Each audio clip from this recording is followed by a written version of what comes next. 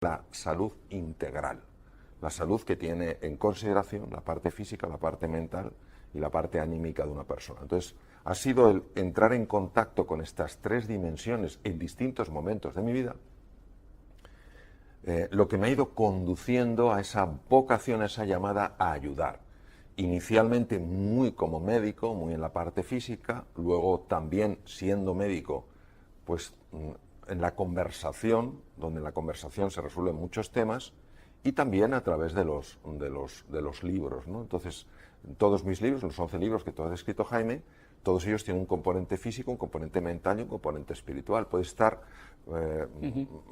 más evidente uno de ellos, ¿no? Es más evidente, a lo mejor en mis primeros libros, el componente físico, y en mis últimos libros es más evidente el componente espiritual, pero en todos ellos están los tres, porque para mí el ser humano es la conexión de las tres dimensiones. Claro.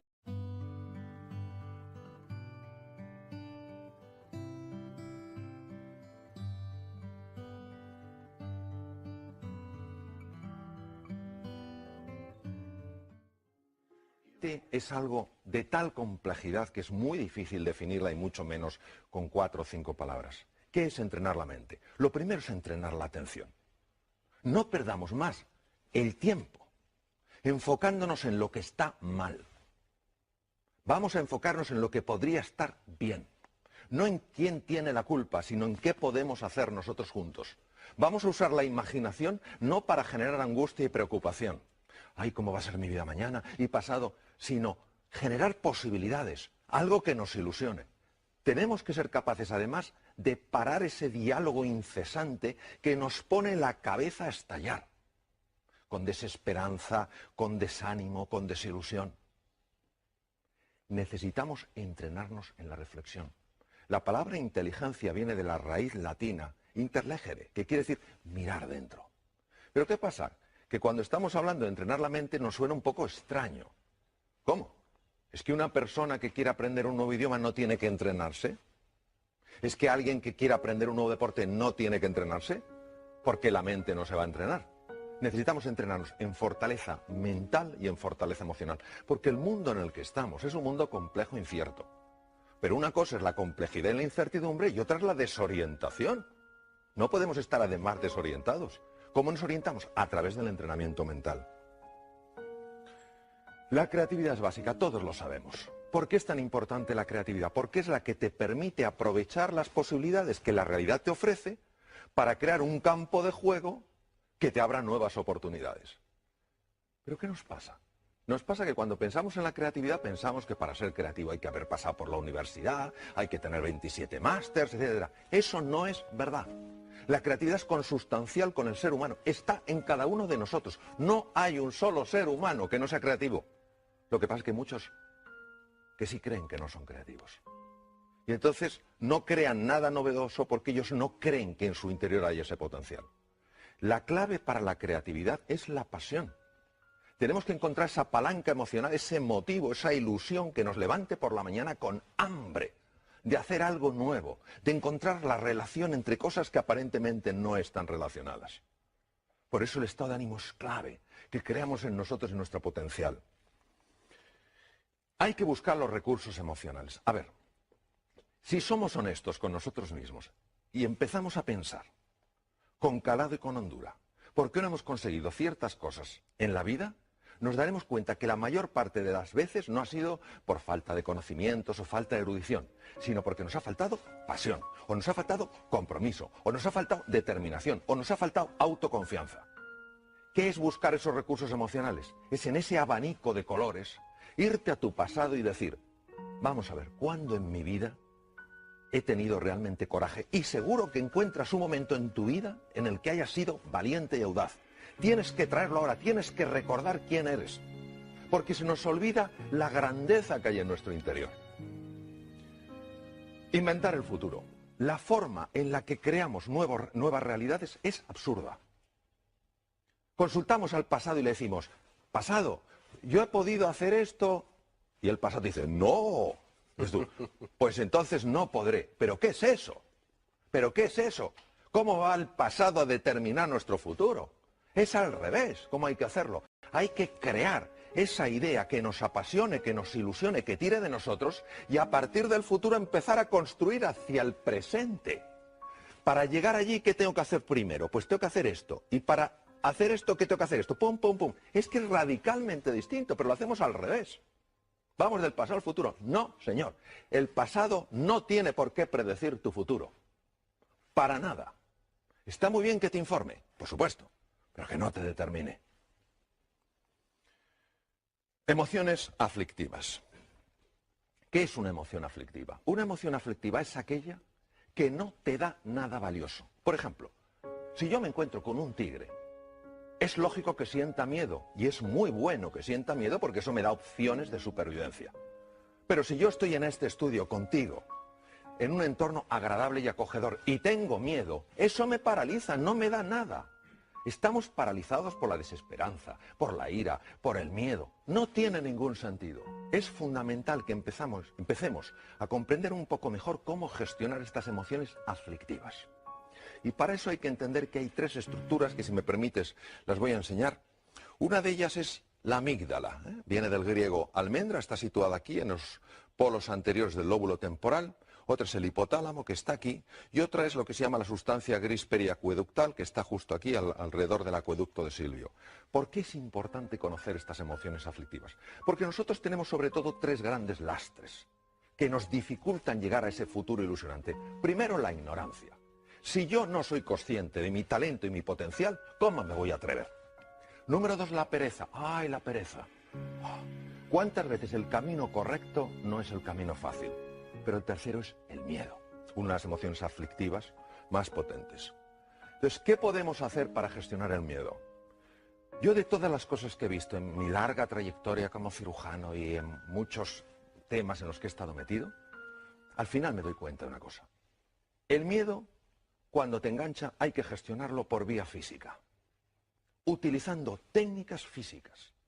Técnicas respiratorias, gestionando el diafragma porque es el que te cambia la química hormonal, cambiando el foco de tu atención, utilizando colores. ¿Por qué colores? Pues no lo sabemos. Esto lo descubrieron científicos orientales hace miles de años. Los colores tienen un impacto tremendo en el hemisferio derecho del cerebro, que es el que gestiona estas cosas.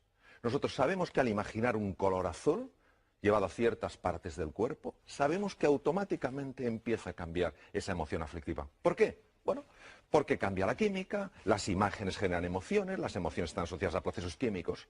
Entonces, es fundamental que sepamos que el miedo se puede gestionar, por lo menos, para que no nos paralice cuando es una emoción aflictiva.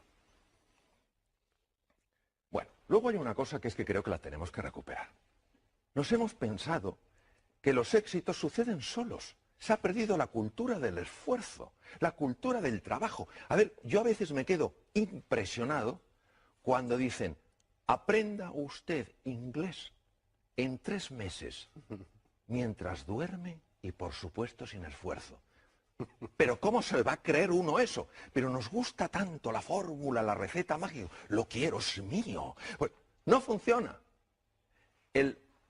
Probablemente el inventor más prolífico que existió nunca, Thomas Alva Edison, dijo, el genio es 1% inspiración y 99% trabajo, transpiración, sudar. Entonces, ¿qué quiere decir? Esto es como una goma.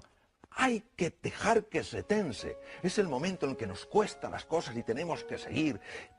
No tiremos la toalla.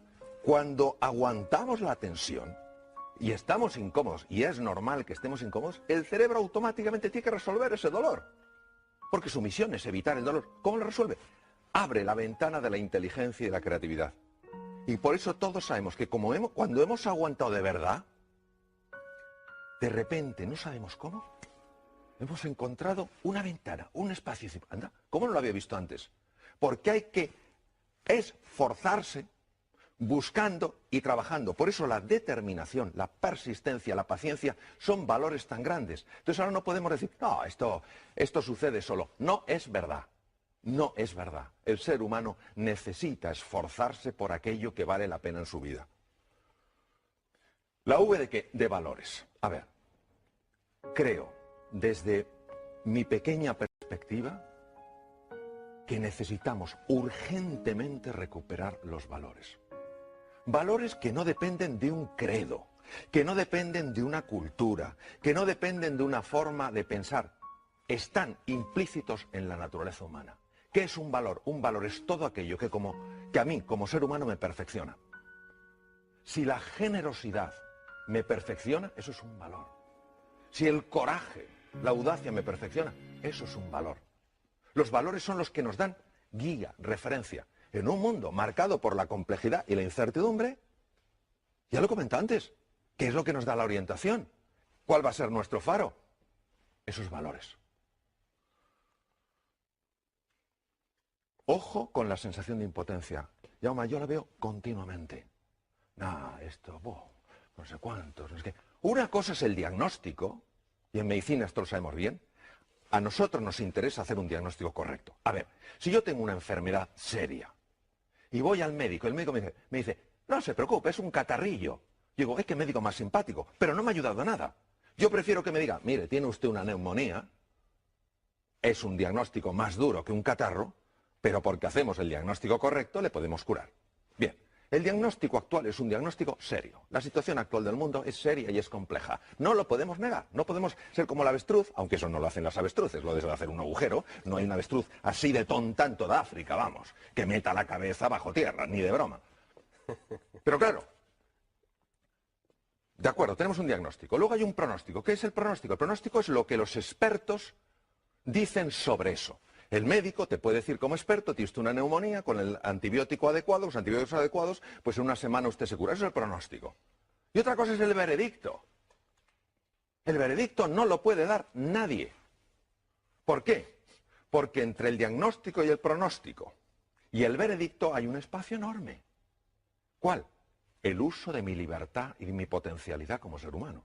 Todavía me acuerdo de una persona en el Memorial de Nueva York, uno de los mejores hospitales del mundo, unos dos mejores, tenía un carcinoma pulmonar en variedad muy severa y muy avanzada. Le dijeron, tiene usted 3 meses de vida.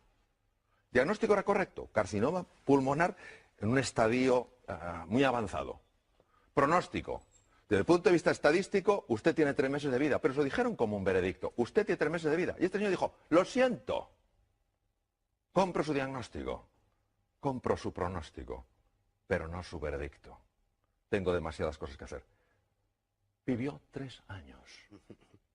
Entonces, esto no es sencillamente un caso extraño. ¿Qué es lo que nos perdemos? Nos perdemos lo que puede emerger del ser humano cuando ese ser humano dice, ahora yo, ahora me toca a mí. Esta es la historia de Sísifo, condenado por Zeus, un dios más bien poco piadoso, a subir una piedra. Y cuando la había llevado a lo alto de la colina, la propia piedra bajaba y él volvía a hacerlo. Esto lo estoy viendo continuamente, la sensación de desesperanza. Haga lo que haga, para nada sirve. ¡Claro que sirve! ¿Cómo no va a servir? De hecho, es lo único que sirve. Pero si tú crees que no sirve, dejarás de esforzarte como te puedes esforzar. Y entonces se cae en la desesperanza. Este es el drama de hoy. El drama de hoy no es ya la dificultad que hay, que es real, sino nuestra sensación de impotencia que le está acompañando.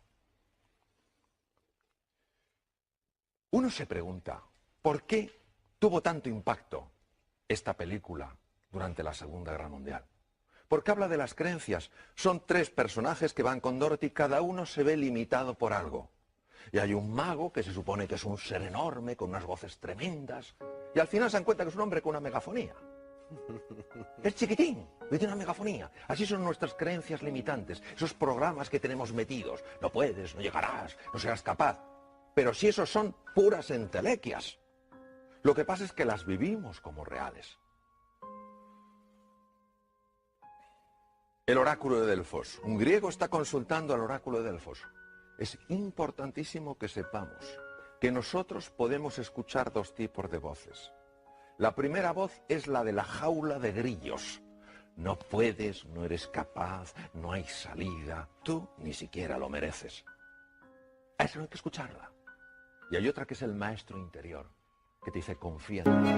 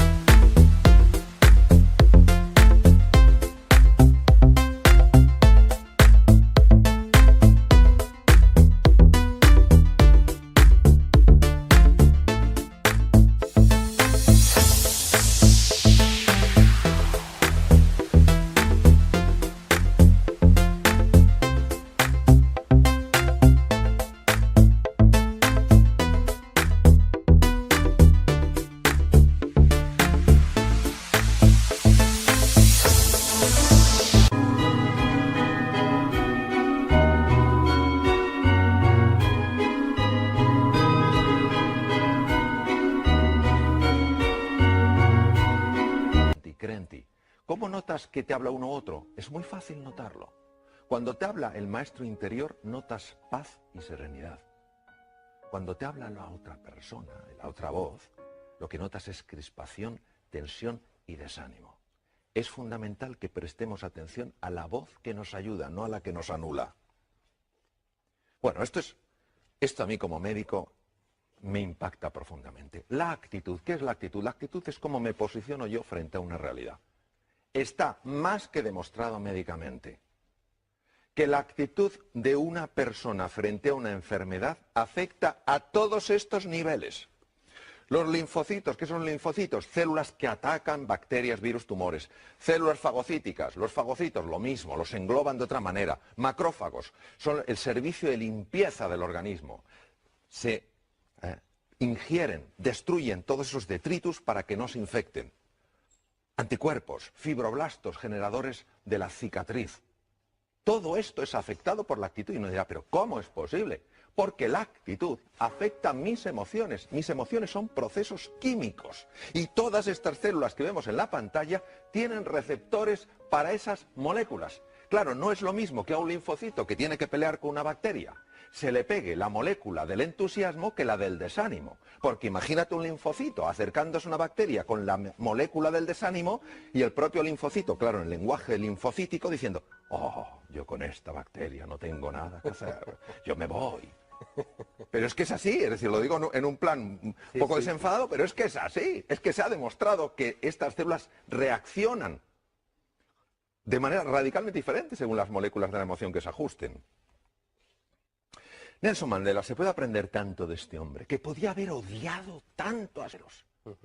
Tanto, tenía tantas razones. Y lo único que le importó es la reconciliación. Y él decía que la última libertad, la que nunca te quitarán, es tu libertad interior, tu libertad creativa. Claro que la libertad para moverte, esa te la pueden quitar. De hecho, él estuvo encarcelado 27 años en Robben Island. Pero tu libertad interior, ¿cómo quieres tú posicionarte frente a algo?